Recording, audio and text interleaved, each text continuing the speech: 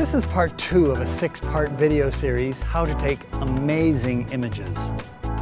Today, we're going to be talking about how to take a great landscape image.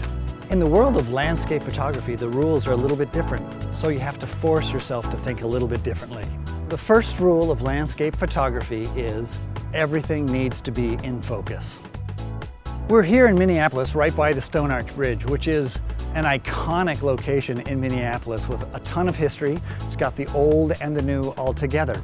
And with this example image here, it was shot right up at the top of the bridge over to the Mill City area. I kept my subject in the lower third of the frame, everything in focus from the very front of the scene all the way back to the buildings and everything else. The reason why this makes such a great landscape is, again, the location.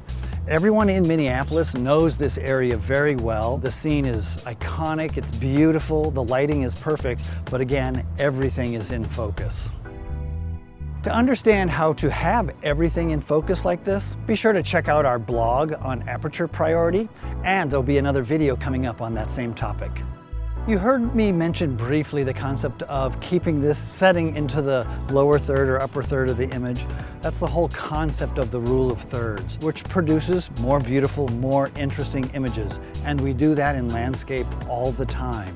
An example of the rule of thirds is this image of the gorgeous sumac backed up by the yellow fall colors. But see, the sumac is on the right third of the image. So if that sumac would have been smack dab in the middle of the image, it would have been much less interesting, much less dynamic, and way less power to the viewer. So while I'm always keeping in mind the rule of thirds, there are times when you don't capture it in the actual image. So it's okay to edit it later in post-processing and recrop a little bit to put that rule of thirds back in your image. And another thought for the rule of thirds is, while you're lining your subject up, keep in mind that concept of the negative space, the area that doesn't have your subject in.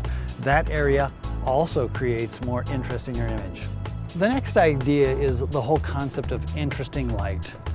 We oftentimes call photographers painters of light. It's our job to find light that changes the mood and the motion of a scene. The way landscape photographers find interesting light is go out earlier in the morning, later in the evening, or maybe during a storm or a time of fog, but not just flat overcast. You have to be looking for interesting light. And you know when there's a gorgeous sunset, it moves you. That's when you want to be out shooting. Some of my best work comes from images that I see as I drive by them over and over again for weeks or months, and I pay attention to the light, whether it's in the morning or in the evening. So paying attention to how the light interacts with your scene at different times of the day, that's how you find the best light and move your viewers the most. So in shooting landscape photography, keep these 3 rules in mind. Everything in focus, the rule of thirds, and find that interesting light. By doing so, you'll really rocket your photography to the next level. For more on choosing great subjects, check out part 1 of this video series, Selecting a Subject. If you like what you've seen so far, be sure to subscribe to our channel, share it with your friends, and again, leave comments, because photography is all about a conversation. And until next time, get out and capture the adventure.